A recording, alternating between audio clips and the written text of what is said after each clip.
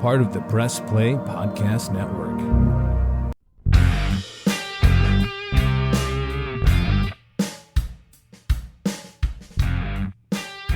We're back.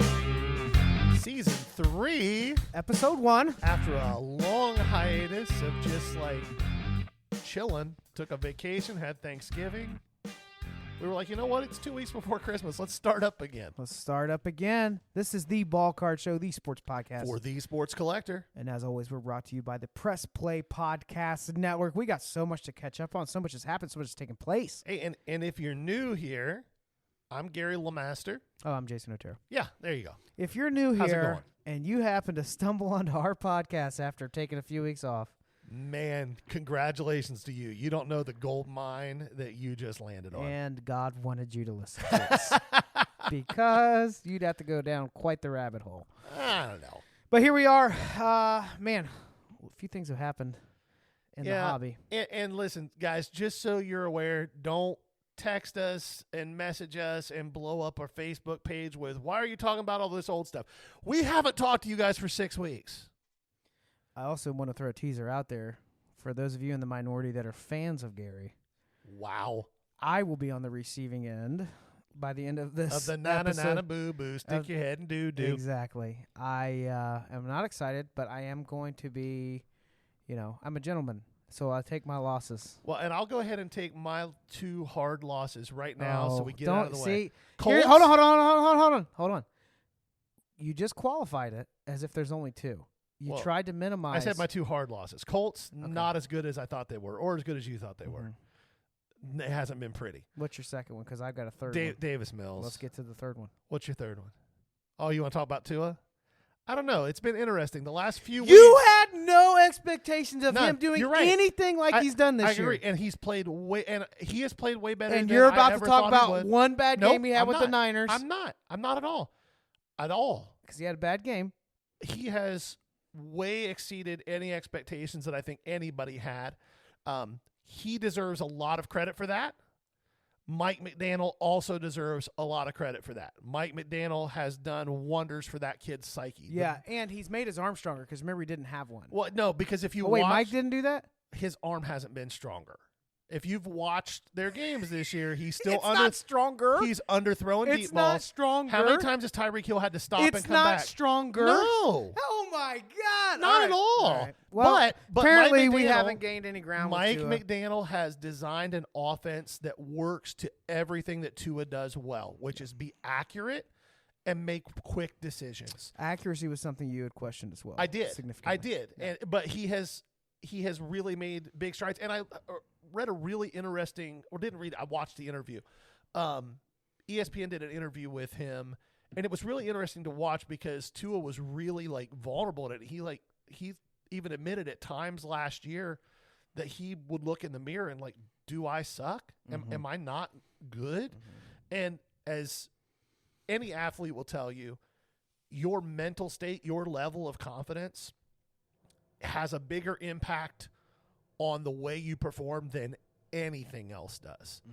And as I said preseason, I don't This wish is the a really kid- long explanation. Yeah, I don't wish the kid bad. I'm excited and happy for him that he's playing well. I'm excited for you as a Dolphins fan that you have a chance to actually do something.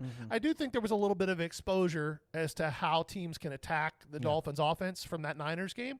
There But- it is. There it is. I knew it was going to get brought up. Anyway, go ahead. All right, yeah, cool. So anyway, he was wrong, and by the end of this episode, I'm about to be wrong on several points as we are going to run back our balling on a budget and see how we did with our investments that we talked about with our own lineup and budget. Few things going on. I want to talk about products that you and I love.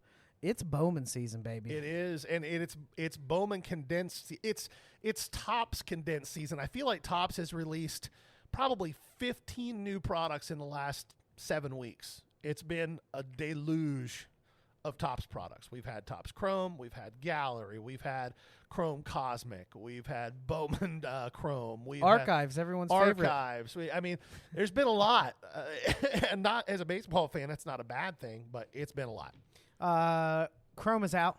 Yep. Draft is coming. We're talking about Bowman now? Yes. Bowman Chrome out for, 2.5 weeks now? Yep. and draft is coming December 21st. A lot of us thought draft might not make it in this calendar year because everything got pushed back. So it's exciting to see that it is coming out. What I would tell you that means as a collector / investor, if you are sitting on Bowman Chrome stuff right now, thinking that it's going to go up in value, it is not. Sell that stuff now, because as soon as draft hits, Chrome will die. I mean, it won't die for the long term, but if you're trying to flip the hot guys fast, the Roderick Arias, the Jason Churio, Jackson Churio, if you're trying to flip those guys quick, do it now, because draft will be here in a week and a half. It feels counterintuitive until you've held on to players for too long, and then you can't get money for it. Yep. All right, let's talk about some things Fanatics is doing that I really like. And Okay. I'm giving Fanatics credit. I'm not in the meetings where these decisions happen. But if you recall, several weeks ago, whenever we talked about Topps Chrome and the debauchery that was these SP cards not being where they should be, and what do we do with the product now, there was a lot of frustration with it until there's still frustration with it. But recently, it was announced, as you've heard if you're a collector at all, that they are offering some rewards for collecting Judge and Goldschmidt. Yeah. And not bad ones either. You really capitalize off of this. Yeah, so Topps announced a buyback for the MVPs this year. It was brilliant marketing on their part because Chrome was lagging in sales, and they knew they were getting ready to drop a bunch of new stuff. So they just partnered with hobby shops and said, hey, here's a list of what we will pay you. And my guess is what they're doing is giving them some direct allocations in return for this stuff, which is smart for the hobby shops and for Topps. If you brought in any Topps Chrome cards of Aaron Judge or Paul Goldschmidt, they're base cards or the variations of the base cards. So inserts didn't count, nothing like that. But base cards and variations of the base cards, and it's still going on, hobby shops are going to give you anywhere from $20 to $200 per card in-store credit at their shops. The base cards are $20. The base refractors, X-fractors, pinks, things like that aren't numbered are $40. And then the different numbered cards, the variations, goes up to $200 in-store credit. I hadn't bought any Topps Chrome until that came out because I didn't like the price point that it was at, and I didn't like that they left out the SPs, and then you could only hit them in silver packs. And a lot of the hobby shops weren't giving you the silver packs. They were selling the product at a lower price and hoarding the silver packs. But as soon as Topps announced this, it coincided with one of our local big box retailers here in the Midwest called Meijer ran a buy one, get one half off sale for a week on all their sports cards. They had which we still overpaid for a blaster. Well, I didn't buy any blasters, but I bought megas, and it brought the megas down on average to the price point they should have been at to begin with, which is about $50, right? And so I bought 6 megas and ended up pulling a couple $100 worth of those Goldschmidt and Judge cards and took them in and got myself a hobby box of Bowman Chrome. I always treat myself to one hobby box of Bowman Chrome, and the rest of it will be retail when it hits here in the next week. You guys all know how I feel about Bowman products in retail. It's where the smart money goes. And I got lucky. I hit a gold auto of one of the top 10 international signing class guys. And it's a guy I kind of like anyway. If you're looking for a guy you can get into breaks for a team, buy the Giants in Bowman Chrome breaks. They're pretty cheap. Ryan Reckley, shortstop, projectable frame kid, I think is going to have some hobby traction. I don't know whether he'll make the majors, but he'll have some hobby traction until at least AA is my guess. So, yeah. So I think that it's interesting that compared to what we've seen in the past when there's been a debacle, A debauchery. a debauchery. That's not cards. A debacle with product in the hobby. Usually it's just like, well, sorry. Yeah. So it's a little bit refreshing to see this is an incentive that put in place. It's actually creative that's going to be fun for people to, like I saw blasters, which I hate paying overprice for retail. I'm not expecting to hit something huge every time, but I'm also not expecting to lose 80%. It's why retail's sitting on shelves now. Exactly. So, but when they announced this, I went and grabbed a few blasters thinking, oh, there's got to be at least one of these base cards in here. And sure enough, there was. Yep. And I only lost about 50% of what I spent on 2 blasters. Well, and let's be honest, when it comes to buying retail product, I think most of us are okay with losing 50%. Yes, especially if you do any kind of prospecting, you like hanging on to rookies for a couple years and seeing what happens. But the nice thing we're seeing with this type of thing from Fanatics, and the fact that every Topps release this year, from a price standpoint, has not been insane. It's been higher than it's been in the past, but it hasn't been insane. It's really refreshing to see a company come into the space and do some new things and be aggressive and not stodgy. Like, Panini had gotten so just stodgy. There was nothing new happening. Don't say stodgy again. There was nothing exciting or new happening. They were drastically jumping price points and providing less value while overprinting. And that's a recipe to drive away the people that you're trying to grow the hobby to. And Fanatics, you said it earlier when we were show prepping, Fanatics is their stated goal is to bring new collectors into the hobby. And the way that you do that is you make product both accessible and exciting. And you can do that a few ways. You don't have to lower the prices to make it accessible. But what you do have to do is things like this, where you're giving people an incentive to buy the product because you're giving value to certain base cards. If you're listening to this, you remember back in the day, Madden football, they released a product within the game called Ultimate Team about 10 years ago, right? And when they first released that product, it went crazy because people loved it. And it brought all the best parts of collecting and chasing things and building and fantasy football to a video game. And the thing that made it awesome and the way they were able to drive the sales of it was there were collections within the game. And some of the hardest cards to get were not of good players. They were not of popular players. You were chasing this random silver guy who would be worth more than some of the best players in the game because you needed him to complete the collection. It created a chase element for things, and that's what I see Fanatics doing with some of this. I'm hopeful that if this is effective, because at the end of the day, they can't lose more money as a result of this. This has to be profitable for them. Absolutely. So I'm hoping that, as I'm thinking about baseball, how cool would it be if in season they're like, hey, turn in the refractor of all of the competitors for the home run derby the week of the All-Star break for $50 in store credit. Right. Throughout the whole year, or they do a draft, a draft-based one for the NFL. If you get the top 10 picks, blah, blah, blah, or but yeah, throwing obscure stuff in. I think that it'll do two things. One, it's going to bring more people in the hobby. Two, it's going to help people that have a tendency to take a lot of losses on product but like to open it to get some of that back. And then the third thing that's going to do is give a revival to the set builders out there. And I think this is how you incentivize it for the younger generation to start building out some sets. Well, and it also is really smart on their part because it reduces printing costs for them in the future. Because here's what they're going to do with all these things that they're doing buybacks on. They're going to end up in products like archives.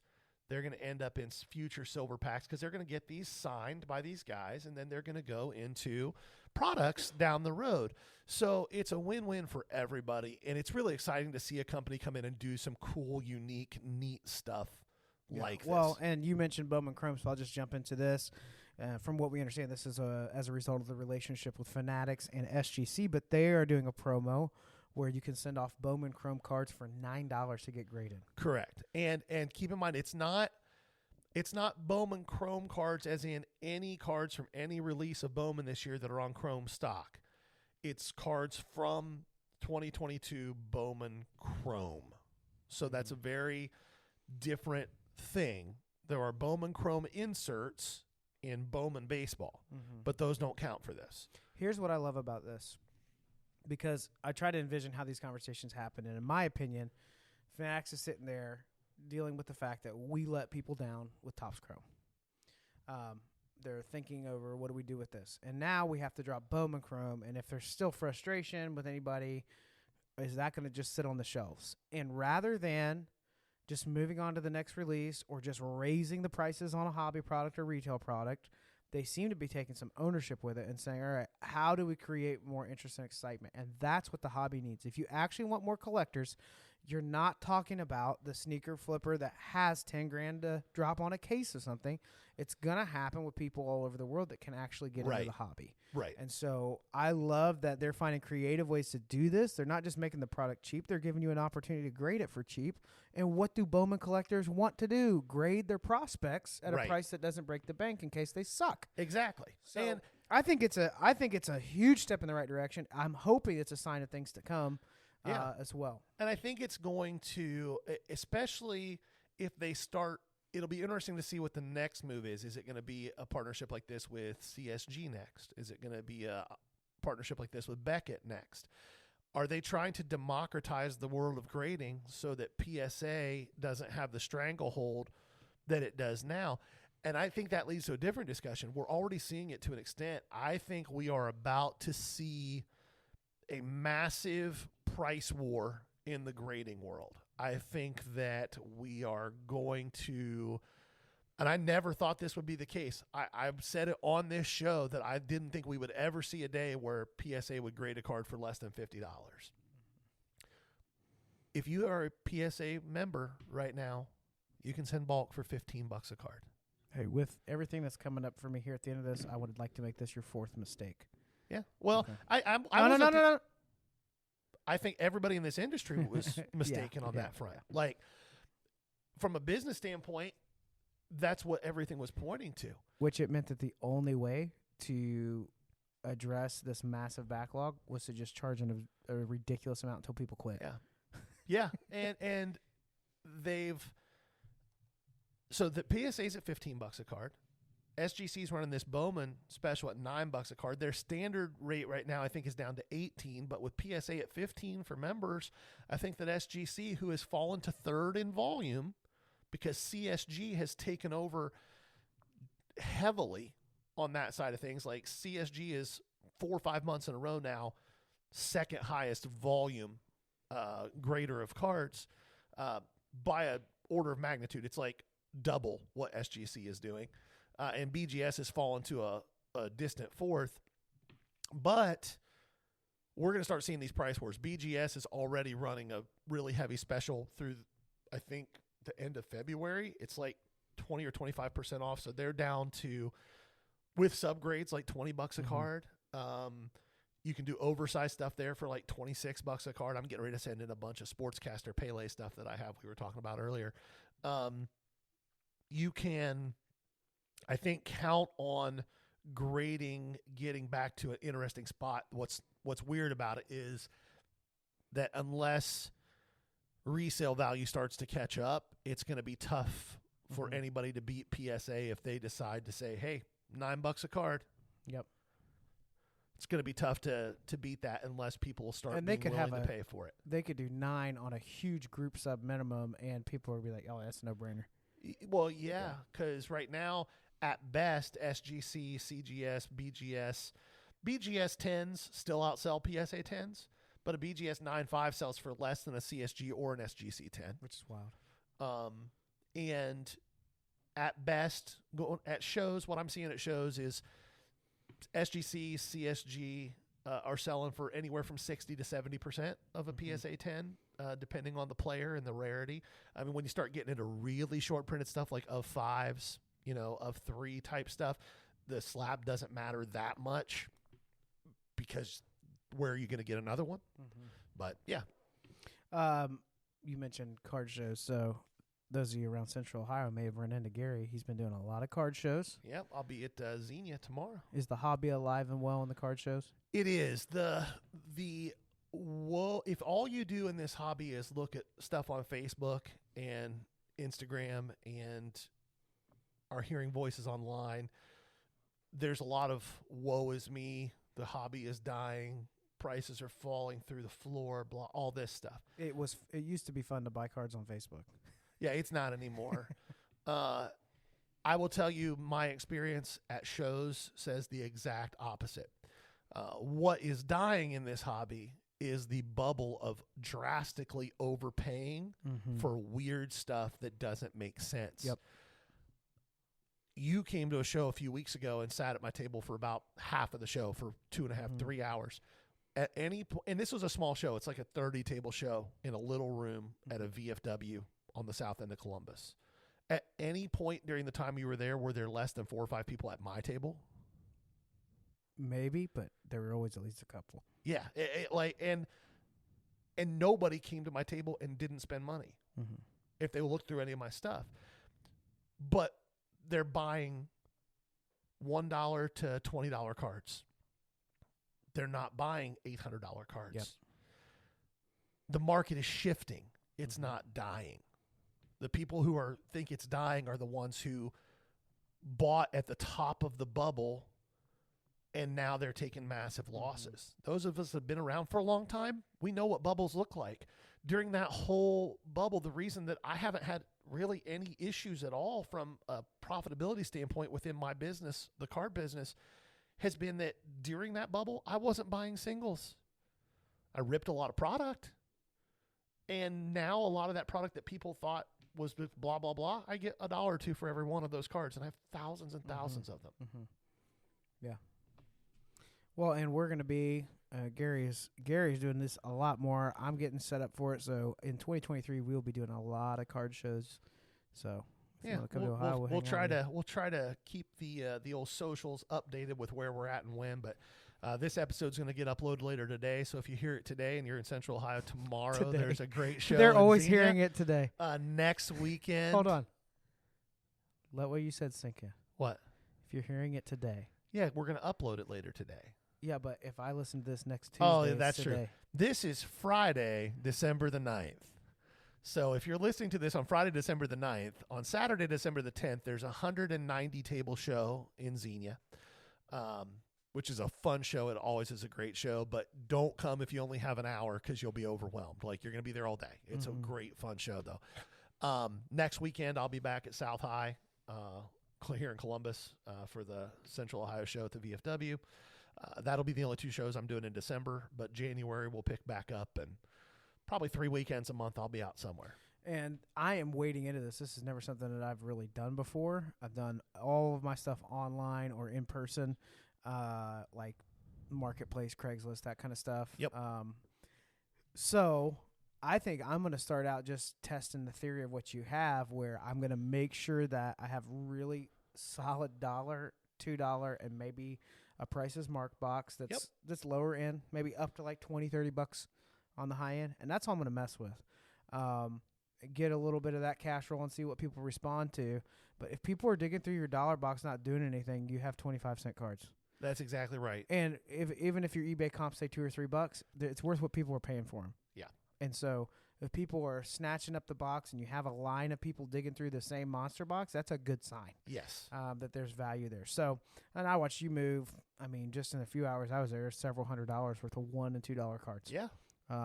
Did he take a 50% loss on a lot of those off of eBay comps? Absolutely. Did he take a 50% loss overall when you realize? No. It was, I made them really for good. a dime or 20 cents a piece. Yeah. Yeah. So, yeah, it's interesting. I think you'll see more people wanting more of that face-to-face interaction.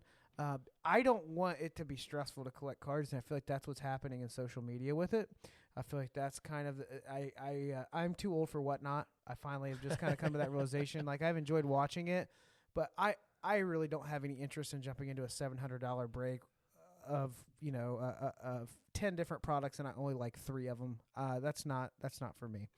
I guess I like the singles auction. Speaking of singles, let's talk a little bit about what's going on with wax prices versus what's going on with singles. Finally, on the hobby end, we're starting to see some prices come down on hobby products. The first one you have listed here is Absolute football, and 2021, a hobby box cost $800, which is asinine.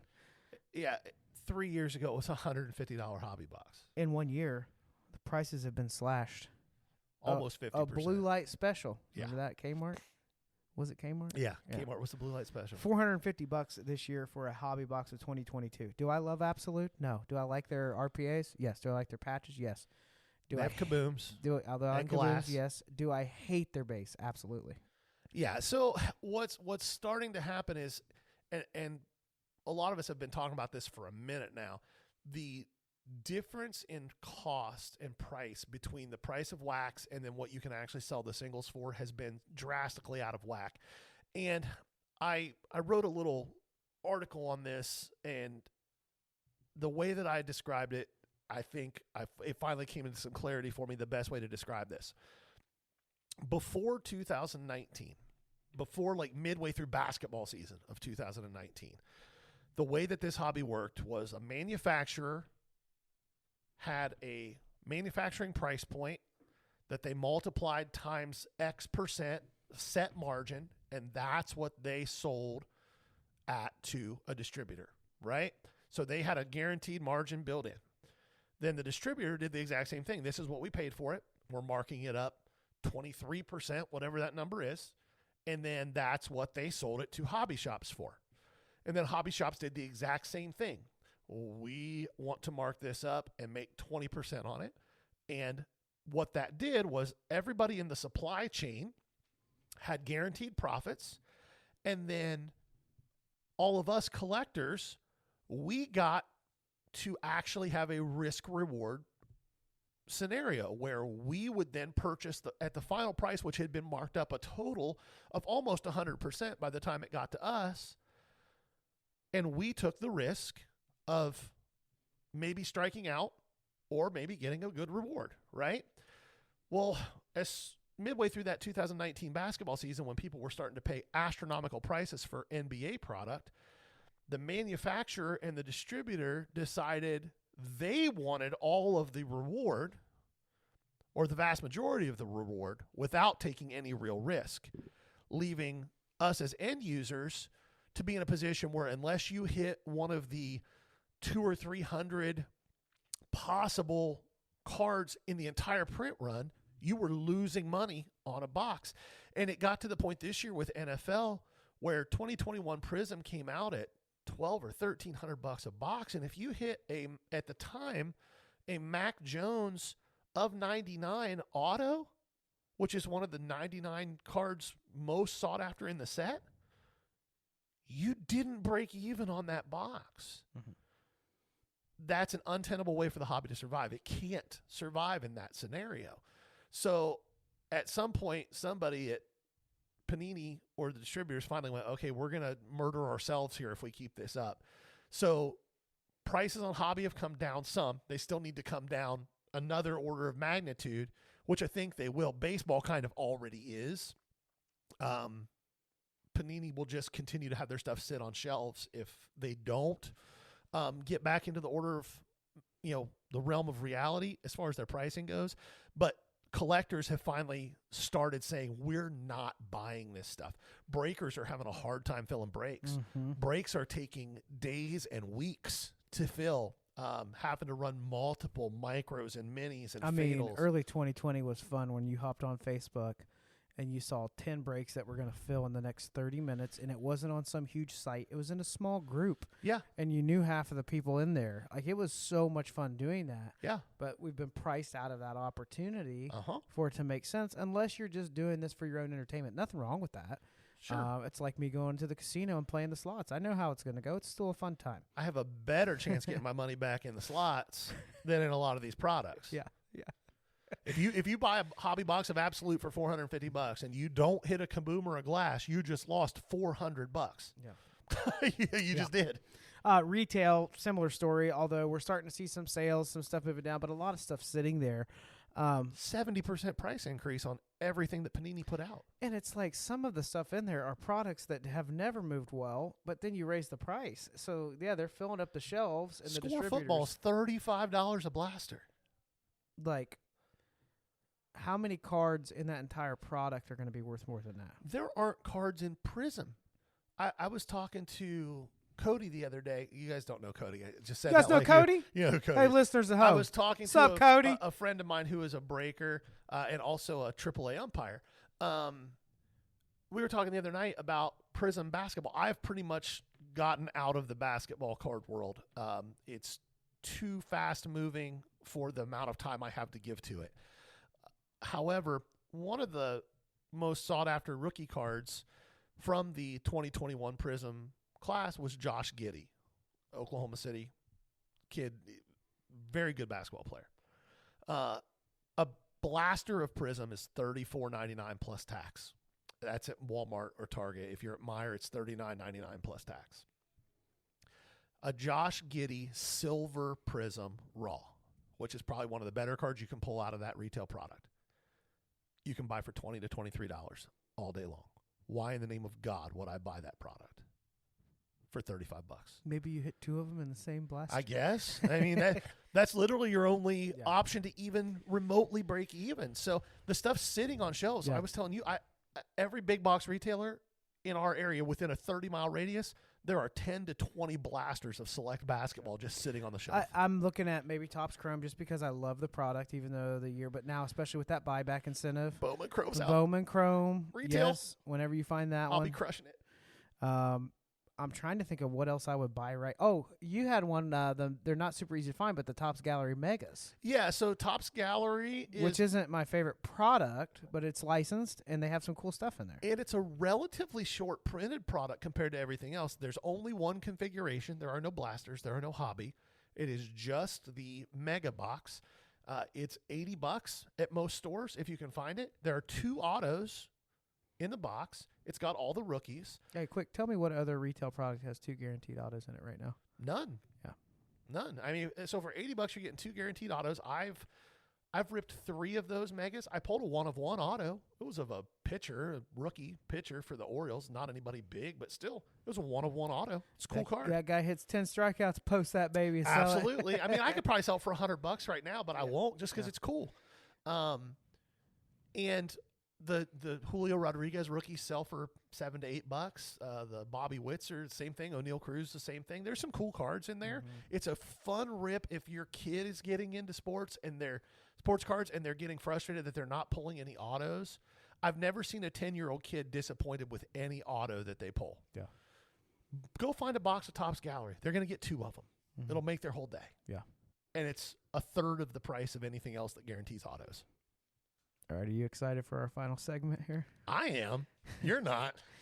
It's going to be fine. I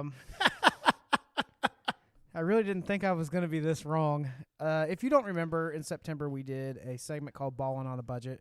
We gave ourselves a $1,000 budget to buy up a quarterback, running back, 3 wide receivers, And a tight end. and a tight end. We were going to measure where the investment was from the beginning of the season to the end. We're going to call this the end, even though there's obviously room for a couple of these to move up or down. Playoff push. But we will go over the percentage of gain or loss on each investment. Yep. So up first, Quarterbacks? I was making sure we were on the same set. Yeah, quarterbacks. I picked Matt Ryan because those Colts were going to win 12 to 13 games. Boy, they've been bad. It's They- been brutal. In fact, have not done that. And Matt Ryan can be found for 70% less than when I told you to consider buying him in September. That is called a bad investment. Yeah. Gary, on the other hand, Not as bad as buying FPX, though. I guess not on the other hand. It's the other hand, but it's the same result in this position. Yep. Jameis Winston also down 70%. Now, part of these He hasn't played. across the board, you're going to have just because the market has had a little bit of a downswing, but you're also going to see a consistent thing with the people I picked, which is the thing Gary picked from here on out. Next was my most expensive purchase, which was Derrick Henry. Derrick Henry has taken a 30% dive. Gary was right about the capacity workload that he would have, and I was wrong. I liked his running back pick, and if you paid attention to what he said and bought what he told you to with Saquon Barkley, you would be up 300% on your investment At a minimum. in 3 months. Yeah. If you had $1,000 that you dropped into Saquon, You're up to about $3,500 Yeah. in total value there. yeah, that's not bad. Tight end. I picked Darren Waller. Who hasn't played but like 3 snaps this year. Down 50%. Gary picked Travis Kelce, up 50%. Who's having the exact season I said he was going to have. 12 touchdown passes, catches at minimum, 100 receptions, 1,200 yards, and he's already there with 5 games left. Receivers. I had Scary Terry McLaurin. The risk with him was that there's just not enough buzz for it to matter. Turns out that's right. correct. I did not lose money on Terry, but that is us being generous and throwing out a couple outlying larger sales. He's about where he was when he started. Yeah, $25, $30. Yeah. Yep. Gary, I mean, I'm looking at like the freaking dream team over here with who you picked as the season's going on. Justin Jefferson, and I think he's still undervalued, up 75%. The man's a freak. We all watched him jump 7 feet in the air for a one-handed catch that was contested. That he tore out of somebody's hands. It honestly made Odell's catch on look like 4th nothing. and 18. Yes. It might have been the greatest catch I've ever seen in my life. Yeah, he's up 75%. Over to me, Tyreek the Freak. Great year he's having. He's, as we speak now, he's questionable for Sunday. He came down with some type of flu bug or something, but I'm sure he'll be in for Sunday Night Football. He's down 25%, though. So, balling on a budget. I am not balling. I am on a tighter budget.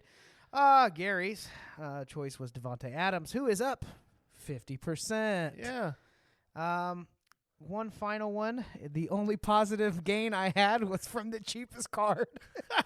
DJ Moore, who we had a hard time finding in PSA 10, is up about 20% from where he was beginning of the season somehow.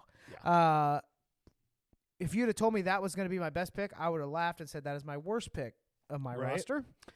You went with Stephon Diggs, up 10%. Yeah.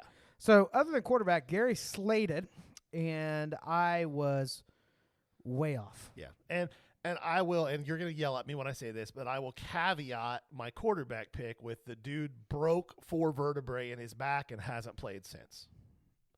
Yeah, he sure did. Maybe that's what happened to Matt Ryan, too. It's possible. Yeah. I don't think so, but it's possible since he's playing. So again. I'm going to model something. Okay. Hey, I was wrong. I said that at the beginning of the episode about myself. Oh, you qualified it. No, I didn't. You said you're wrong about 2 things. I said I want to talk about 2 You're things. qualifying. You're qualifying right now. Everyone hears it happening.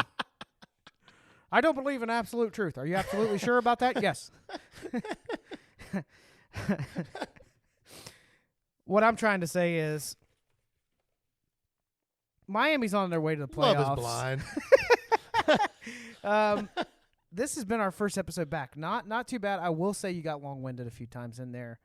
For those of you that were taking some naps along the way, go back and listen again. It's like a good book. Every time you read it, you get something else out of it.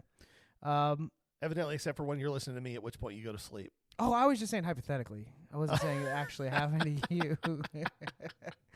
But we're excited to be up and running. We will be engaging a lot with social media over this season, so keep an eye on that. Join us for our card show. What else? As much as we love or do not love Whatnot, you might see us on there in the next few months. We'll see. I'm still waiting on a card that I won. Yeah, it's gotten a little weird over there. It was a cool idea. I'm just not sure that the execution has been great. At this point, we're droning on, aren't we?